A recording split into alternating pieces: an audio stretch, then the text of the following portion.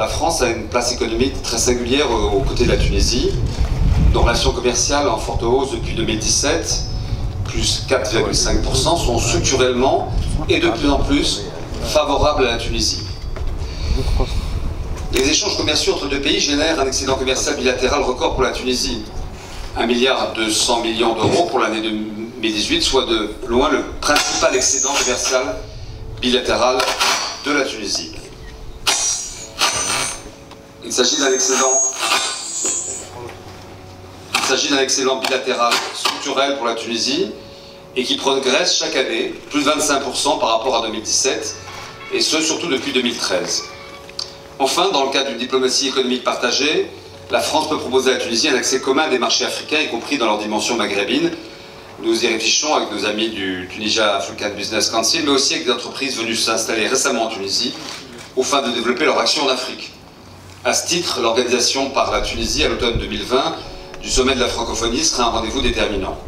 Car très loin d'être une inféodation à quelque ordre ancien, la langue française constitue une richesse tunisienne et un atout déterminant pour consolider la position économique de la Tunisie aux portes de l'Afrique subsaharienne. Faut-il encore rappeler, marteler, que notre relation économique et commerciale avec la Tunisie, contrairement à une légende tenace, que d'aucuns voudraient entretenir par de fausses informations, n'est pas basée sur la domination et l'exploitation des richesses de la Tunisie. La Tunisie n'a évidemment à recevoir de leçons et d'aide de personne. Mais il ne faut pas confondre indépendance avec isolement, souveraineté territoriale et patriotisme économique avec repli économique. La relation franco-tunisienne est gagnante-gagnante, celle d'un partenariat étroit. La réussite économique de la Tunisie et d'ailleurs autant la réussite économique de la France, de ses 1400 entreprises, employant 140 000 personnes, de ses 30 000 ressortissants, que des très nombreux partenaires tunisiens de cette présence dynamique. De la même manière, les quelques 800 000 Tunisiens vivant en France représentent une source de richesse à tous les sens du terme, y compris en termes de liquidité et de possibles investissements que la diaspora ne manquera pas de réaliser dans les années à venir si la mise d'échange voit le jour. Nous devons désormais mobiliser ces forces vives des Tunisiens et étrangers qui peuvent mettre un stock très important de devises à la disposition de l'économie tunisienne. Démographie aidant, cette famille franco-tunisienne comptera en 2050 2 millions de membres qui constitueront une véritable communauté d'intérêt faite d'investissements de part et d'autre, de revenus familiaux et de flux financiers. Depuis 2011, la situation économique, je ne vous l'apprendrai pas, de la Tunisie est difficile. Ébranlée par le changement politique, l'effondrement libyen, comme par la menace sécuritaire, cette situation est aujourd'hui critique.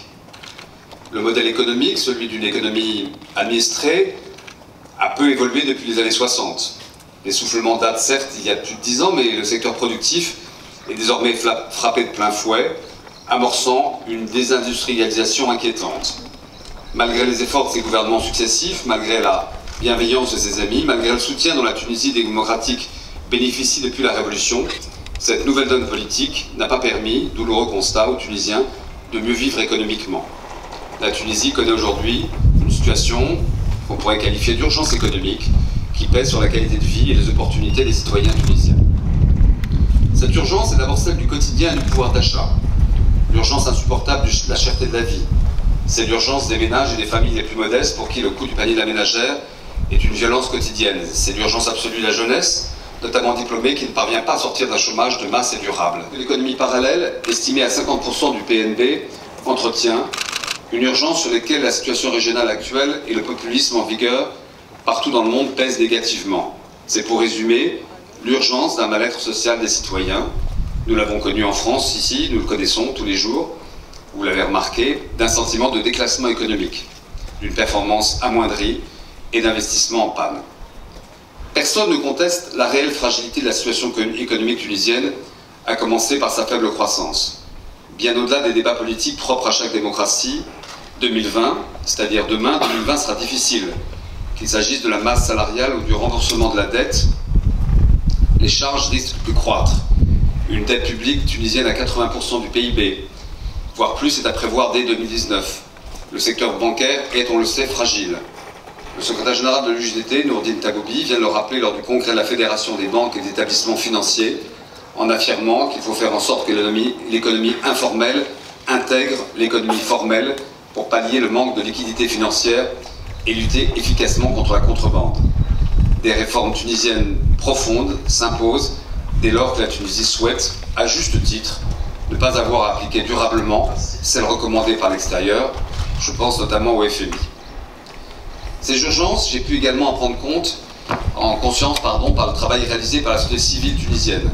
Je pense au FTDES, à l'IACE, mais aussi grâce à des organismes publics comme le Conseil d'analyse économique, la Caisse des dépôts et consignations, booster de l'investissement.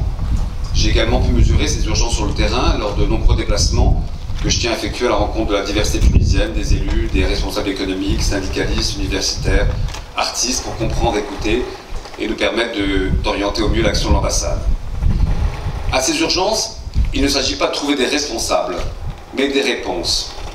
Mais si les réformes en cours, si les projets portés par les uns et par les autres ne parviennent pas à apporter des solutions assez rapides ou assez radicales pour briser le cercle vicieux, il nous appartient, en tant que premier ami de la Tunisie, d'être plus ambitieux et de réfléchir autrement.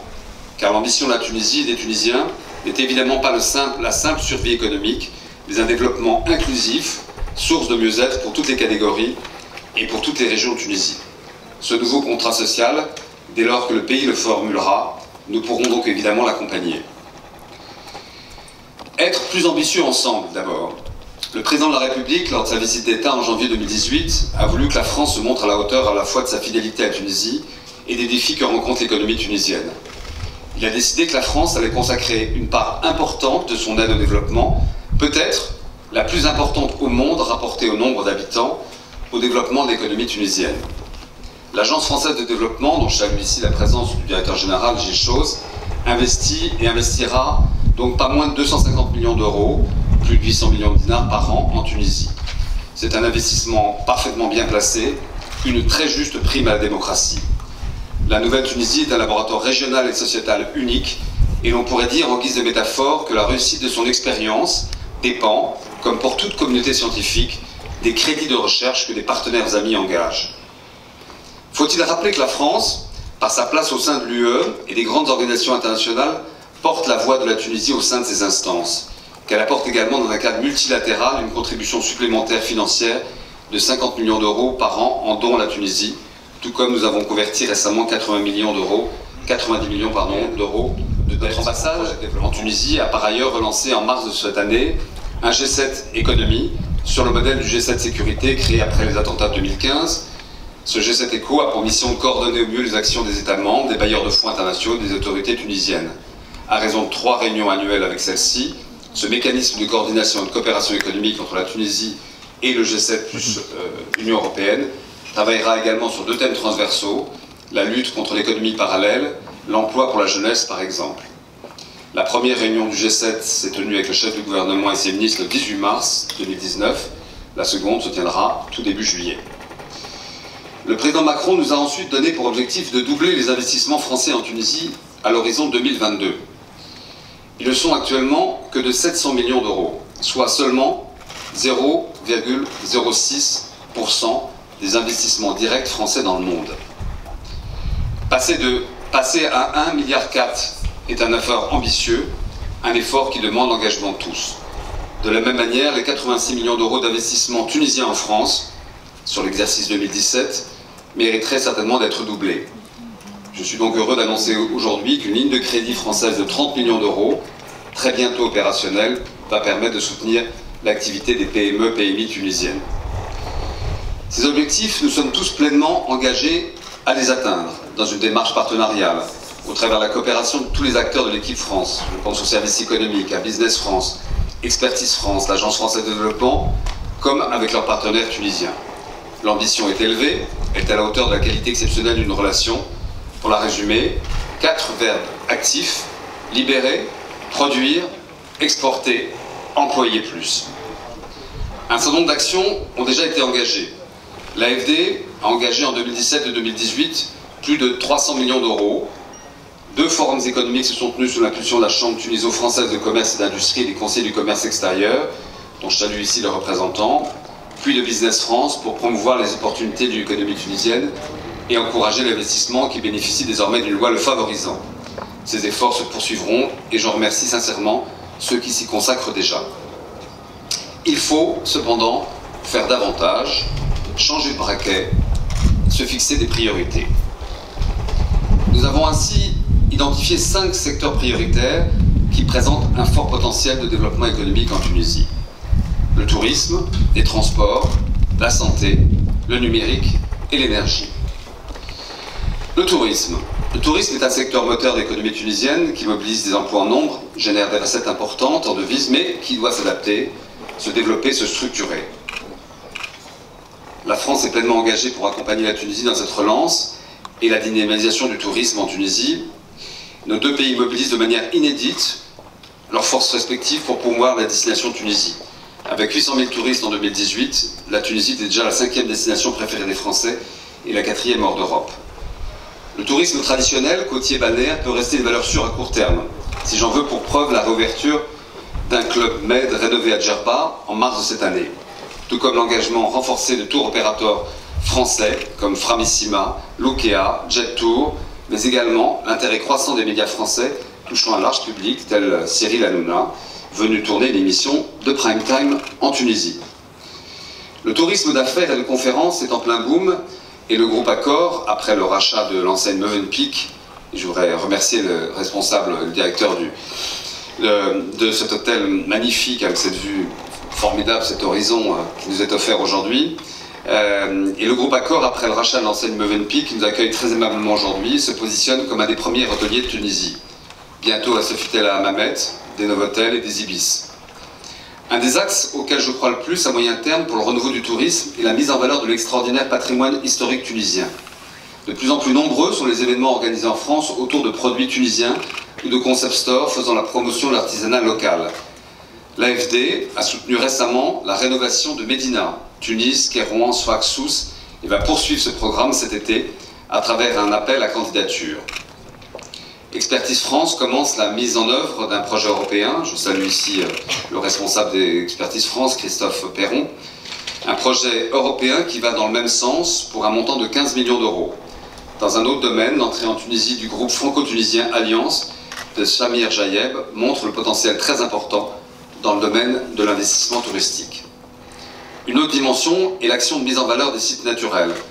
L'Institut français de Tunisie intervient à travers le Fonds de soutien à la coopération décentralisée franco-tunisienne qui a permis de financer plusieurs projets liés au tourisme. Après les présidents des régions d'Île-de-France, de Normandie et d'Occitanie, c'est celui de Provence-Côte d'Azur, Renaud Muselier, qui sera présent en Tunisie cet été, notamment à Kasserine. Je pense enfin évidemment à la Saison Bleue et au Forum de la mer, qui ont porté plus de 200 événements sur le littoral tunisien entre mi-juin et mi-octobre 2018, et renouvelleront cette expérience cette année à partir du 20 juin, mais également à des saisons culturelles comme Djerba invite la France, autant d'expériences menées avec le précieux soutien de l'ONTT. Alors que les conditions sécuritaires, grâce à des efforts tunisiens que nous soutenons, se sont considérablement améliorées, nous visons donc aujourd'hui l'objectif d'1 million de visiteurs français en 2019. Il s'agit d'une stratégie partagée très étroitement avec le ministre du Tourisme et de l'Artisanat, M. René Trabelsi, bien connu pour sa détermination et sa connaissance du marché français. Deuxième secteur, le secteur du transport, dans lequel la Tunisie a historiquement beaucoup investi et qui a besoin d'une mise à niveau. Et à ce titre, je salue les travaux du dialogue national qui vient de se tenir et a permis de définir les différentes stratégies à mettre en œuvre. La France est déjà très impliquée via des financements et d'appui technique et institutionnel et va faire encore davantage. Sur la dimension stratégique, nous avons décidé de mobiliser dans le prolongement d'un premier financement une subvention d'1,5 million d'euros afin d'appuyer le ministère du Transport et ses opérateurs à décliner plus efficacement sa politique des transports urbains. Nous sommes également disponibles pour agir en faveur du transport rural. Sur les grands projets, nous accompagnons déjà l'existant. Je pense au TGM, au RFR, et allons accroître l'effort au travers de l'AFD, notamment le réaménagement de la place de Barcelone. La filiale secteur privé, Proparco, s'est mobilisée en faveur du premier partenariat public-privé, l'aéroport d'Enfida à Hammamet, qui accueillera en 2019 1,8 million de voyageurs, soit le double du total de 2018. Aéroport de Paris, via la TAV, opère la double concession de Monastir et d'Enfida Hammamet, désormais, est un des acteurs clés de cette restructuration. Le transport est également un des secteurs sur lesquels nous souhaitons accompagner la Tunisie dans son ambition africaine. Nous en avons parlé en 2017 à l'occasion des rencontres Africa, et Business France organise régulièrement des rencontres à ce sujet. L'AFD sera également présente, tout comme de nombreuses entreprises françaises, pour accompagner le projet ambitieux et indispensable de météorologie de Sfax. Elle est enfin disposée, l'AFD, si l'État tunisien le lui demande, à s'intéresser à la question des infrastructures portuaires et du transport maritime, lesquelles, en raison entre autres de leur état, ne répondent pas à la demande économique. Je pense aux ports en eau profonde d'Enfida, comme les extensions des quais de Rades. Sur tous ces sujets, cette ambition partagée avec nos amis tunisiens, je m'entretiendrai dans les jours à venir avec le ministre des Transports, M. Hichem Ben Ahmed. Le système public de santé tunisien est un fleuron historique du pays grâce à de nombreuses infrastructures et un personnel médical réputé très bien formé. Il a permis le développement d'un secteur privé important qui présente une offre de soins de qualité, mais il rencontre aujourd'hui d'importantes difficultés structurelles, comme nous le rappelle le décès dramatique des nourrissons de l'hôpital de la Rabta. Il faut donc libérer tout son potentiel de croissance qui demeure important. La France, par l'intermédiaire de l'AFD, participe à cet effort, que ce soit via le financement des hôpitaux de Gafsa, à travers un remboursement de la dette de 80 millions d'euros, et de Sidi Bouzid, pour 78 millions d'euros, ou via le programme e-santé qui va participer à la digitalisation des services hospitaliers, dont ceux de la Rabta. Pour tous ces projets viennent de faire ces dernières semaines l'objet de signatures d'engagement financier et permettront de mobiliser des moyens très importants et d'apporter un appui structurel à l'offre publique de soins. Nous allons déployer à Gafsa, où la construction de ce nouvel hôpital exige nécessairement du temps, un appui en réponse aux besoins les plus urgents, et je vais m'entretenir prochainement avec Mme Sonia Benchir, la ministre de la Santé, qui recevra prochainement à Tunis son homologue française. Quant aux entreprises, elles ne sont pas en reste dans le domaine de la santé. Le Club Santé, copiloté par Business France et Pierre Fabre, réunit en effet une vingtaine d'entreprises du secteur pharmaceutique et des services de santé. Il entretient un dialogue constant avec les autorités de la santé et la pharmacie centrale afin de développer des activités de coopération et des relations qui leur permettent de faire face à leurs investissements. Enfin, nous sommes prêts à étudier avec les autorités locales comment faire de la Tunisie une Floride de l'Afrique et de l'Europe capable de traiter malades ou personnes âgées. Quatrième secteur, le secteur du numérique, extrêmement compétitif en Tunisie, celui qui incarne l'économie de demain, qui connaît un essor important grâce à un réseau d'entreprises innovantes, de start-up, d'incubateurs, de clusters, de business centers, de labs et autres structures d'appui à l'entrepreneuriat et au financement de start-up. La loi Startup Act, votée en 2018, montre l'avance prise par la Tunisie dans le domaine de l'entrepreneuriat. La France est un partenaire de la première heure de l'écosystème de l'innovation en Tunisie, avec plusieurs projets destinés à appuyer les acteurs de la société civile économique. La présence des réseaux comme Entreprendre Tunisie ou Initiative Tunisie, née de rencontres franco-tunisiennes, nous le rappelle. Cet engagement a été réaffirmé et renforcé à l'occasion de la visite d'État du président Macron, qui a permis le lancement de l'initiative JET, Jeunesse, Entrepreneuriat et Numérique, mobilisant 50 millions d'euros, qui est en cours de déploiement par l'AFD et finance notamment des incubateurs via la Caisse des dépôts et consignations tunisienne. La création d'un fonds, ANAVA, déclinaison financière du Startup Act, appuyé par BPI France, est également à l'étude. Expertise France, dont la Tunisie est le premier pays d'intervention au monde, mettra également prochainement en œuvre un projet sur l'innovation, sur financement européen. 15 millions d'euros seront donc engagés. Côté entreprise, je me félicite de la labellisation par la France, ce 3 avril dernier, du hub tunisien en communauté French Tech. Ce label reconnaît le dynamisme de l'écosystème franco-tunisien et va permettre de stimuler encore davantage des échanges technologiques entre nos deux pays pour qu'ensemble nous développions les produits et services de demain. Je tiens particulièrement à remercier Neila Benzina de Wimby et toutes celles et tous ceux qui ont porté pendant une année ce dossier qui a été reconnu comme tout à fait exemplaire dans cette communauté French Tech. 3 projets structurants verront le jour dans les prochaines semaines. Le projet ELIF, qui bénéficie de notre part d'un appui financier de 3 millions d'euros, permettra à de jeunes diplômés chômeurs dans le secteur numérique d'accéder au sein des régions à des formations certifiantes de qualité tournées vers l'emploi.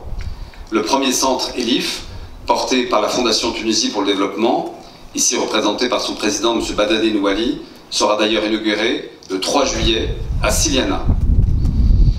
Deuxième projet, la station T, inspirée de la station F de Xavier Niel, déployée avec les autorités tunisiennes et l'implication attendue de l'ensemble de l'écosystème de l'innovation et de l'entrepreneuriat, sera lancée à l'automne et permettra de doter la Tunisie d'une école du numérique et d'un incubateur répondant l'un et l'autre à l'enjeu d'employabilité des jeunes diplômés issus pour partie de zones défavorisées de Tunisie. Enfin, dès la rentrée, l'Agence française de développement appuiera un grand projet de formation de l'ANETI centré sur les soft skills, le renforcement des signes de soi et les techniques de recherche d'emploi pour 20 000 chômeurs dans les zones intérieures, les quartiers populaires, avec priorité marquée aux femmes pour les remettre sur le chemin de l'employabilité, voire celui de l'entreprise. Cinquième et dernier secteur, celui de l'énergie. Le contexte énergétique tunisien est marqué par l'aggravation du déficit énergétique et la dépendance croissante à l'égard des importations de gaz. La France soutient la stratégie tunisienne de diversification du mix énergétique dans la perspective de porter la part du renouvelable à 30% d'électricité produite à horizon 2030. Nous engageons donc pleinement à participer aux efforts de la Tunisie en faveur de cette transition énergétique qui est structurante pour notre relation bilatérale. L'AFD finance ainsi, auprès de la Société tunisienne de l'électricité et du gaz, la STEG, la mise en place d'un projet pilote de déploiement de 400 000 compteurs intelligents, et ce à Sfax. L'AFD dispose aussi d'une ligne de crédit via 3 banques commerciales pour le financement de projets portés par les PME tunisiennes dans les énergies renouvelables et l'efficacité énergétique. Enfin, l'AFD, toujours elle, souhaite participer au financement par la STEG de la centrale éolienne de Baga, ainsi qu'à celui de la centrale à pompe turbinage de Oued El Mela. La filiale secteur privé de l'AFD, Proparco, déjà citée, devrait enfin accompagner des investisseurs privés retenus dans le cadre de l'appel d'offres placé sous le régime des concessions. Notre coopération bilatérale est aussi animée par l'accord de partenariat entre l'Agence de l'environnement et la maîtrise de l'énergie et l'Agence nationale de la maîtrise de l'énergie, renouvelée pour la 3e fois en 2017. Au-delà de cette coopération, les entreprises françaises des énergies renouvelables, dont certaines sont leaders sur le plan international, se sont mobilisées de manière exceptionnelle pour répondre aux appels d'offres du gouvernement tunisien et contribuer ainsi à faire gagner à la Tunisie son défi énergétique. Je remercie aussi l'action tout à fait importante du CEA ici en Tunisie pour le développement des investissements qui a été lancé le 10 décembre dernier et dont la première réunion sectorielle s'est tenue le 7 mai consacrée à la question de l'énergie. Le deuxième canal, c'est clairement l'affirmation d'un mantra, jeunesse et emploi, qui doit colorer toutes nos actions. Troisième canal, c'est la mobilisation des nouvelles énergies qui bousculent nos habitudes. Comment par exemple plus et mieux colocaliser les projets? Comment être plus mobile, plus agile, plus réactif, plus opportuniste? Comment mieux impliquer les partenaires financiers européens? Je pense à la BERD ou la BEI. Ou comment s'intéresser par exemple à l'idée d'un fonds générationnel, cher à notre ami Gélou Layed, ici présent. Ces décisions et actions conjointes portent en premier lieu sur la question première qui est celle de la lutte contre le changement climatique. Des projets financés par l'AFD, je pense à Pacte, Sunref, Adaptation, apportent des appuis au soutien et du soutien à l'évolution des politiques publiques qui visent l'atténuation ou l'adaptation. Il s'agit d'un engagement très important. Le programme d'appui au changement climatique dans les territoires, le programme Pacte, est ainsi doté pour la Tunisie de 50 millions d'euros. Le forum Convergence, qui sera organisé à la mi-juin, réunira ainsi des experts et des Français et Tunisiens autour de cet enjeu. Nous devons davantage nous projeter vers l'avenir. Un mémorandum de dialogue stratégique sur les questions économiques et de développement a été signé entre la République tunisienne et l'AFD à l'occasion de la visite d'État du président Macron. Il répond à l'objectif de créer un cadre commun de réflexion bilatérale sur des sujets prospectifs. Je pense aux luttes contre les inégalités de revenus, mais aussi territoriales, la promotion de la transition énergétique, écologique et l'internationalisation des entreprises tunisiennes pour faciliter la préparation des politiques publiques de demain en Tunisie. J'attends beaucoup du nouveau cadre d'intervention stratégique que le directeur général de l'AFD et ses équipes élaborent actuellement et qui répondra de manière précise aux enjeux du développement durable et inclusif de la Tunisie. Notre réflexion doit également nous permettre de dépasser des cadres habituels. J'ai déjà évoqué l'Afrique, mais notre premier horizon partagé demeure la Méditerranée.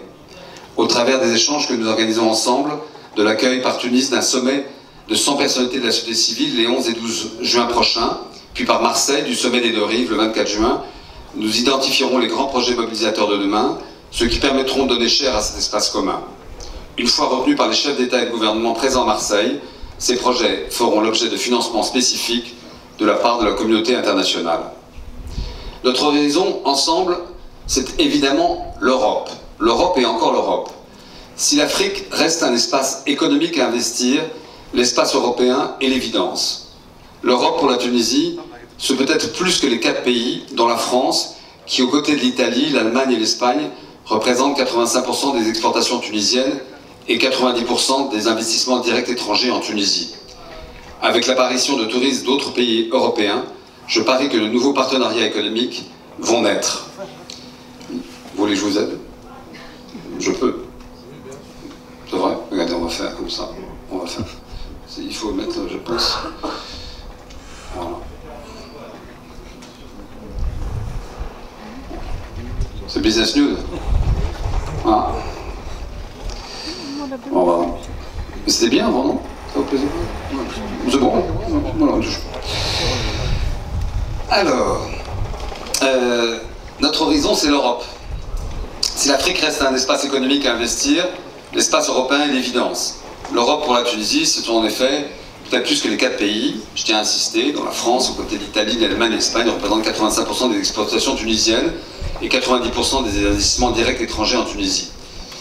Et lors d'un séminaire des conseils du commerce extérieur, Gélou Layed nous a très justement rappelé que l'Europe, c'était pas 4 pays, beaucoup plus, et qu'il y a évidemment des marges de développement très importantes. L'ALECA enfin.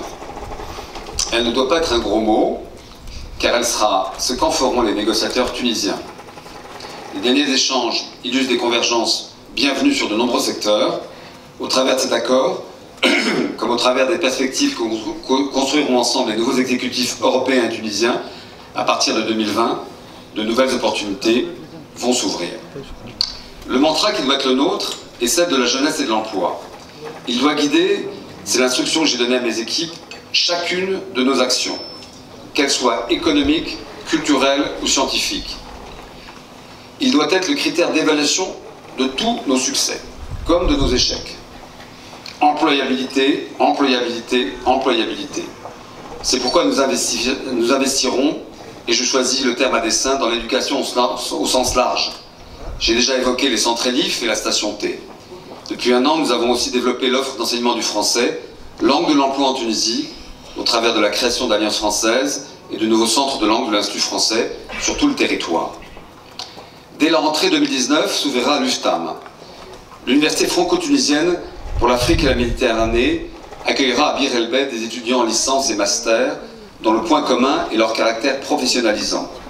Là encore, il s'agit de produire une offre commune à destination de l'Afrique, de la Méditerranée et de l'Europe réunie. C'est un projet majeur, un projet unique, tant du côté tunisien que français. À travers la double diplomation et l'engagement des universités des 2 pays, ce sont des milliers d'étudiants tunisiens, africains, méditerranéens, voire peut-être un jour européens, qui seront formés dans les années à venir en Tunisie, avec l'assurance d'un métier et de qualifications recherchées, qui sera essentiel pour impulser des idées et lancer de nouveaux projets, notamment dans des secteurs innovants, présentant un fort potentiel de développement économique, tels que le numérique et l'économie bleue. Pour nous encourager à accompagner des PPP, pour nous engager par exemple à accompagner la dépollution du golfe de Gabès. Je rencontrerai le groupe 3 fois par an pour interroger nos actions et en imaginer d'autres, et je suis sûr qu'il deviendra rapidement, en raison de la qualité des femmes et des hommes qui ont répondu présent, un outil très structurant, très novateur et très efficace au service d'un partenariat franco-tunisien de long terme. Je voudrais à ce titre remercier mon ami M. Frika, qui est ici présent, car c'est vous qui, lors d'une visite à Telnet il y a maintenant une quinzaine de jours, m'avez rappelé que ce groupe devait naître, qu'il avait failli naître, c'était en 2013, mais qu'il n'était pas né. Voilà, aujourd'hui il est né, merci à vous et merci évidemment de nouveau à toutes celles et tous ceux qui l'ont rejoint. D'ores et déjà, et dans la perspective de la première réunion de ce groupe d'impulsion, au tout début juillet, je propose déjà à ses membres 2 sujets de réflexion et de propositions d'action. Celui d'abord du soutien à la modernisation de l'agriculture tunisienne et des industries agroalimentaires. Celui enfin de la circulation, de la mobilité, de la migration économique plus généralement. Que faire pour répondre aux inquiétudes légitimes que provoque l'exode à l'étranger, pas uniquement en France, loin de là, je tiens à le préciser, d'un certain nombre de médecins, de chercheurs, d'enseignants, universitaires, de créateurs, d'informaticiens, d'ingénieurs plus généralement. Pour les générations futures, nous n'avons pas le droit de rester sur un cycle qui paraît être celui d'une dépréciation du capital humain, donc de la décroissance. La mobilité professionnelle et humaine est la clé de la relation qui unit le couple franco-tunisien. Voilà donc, je crois, un ambitieux et beau sujet pour nous tous. Je vous remercie.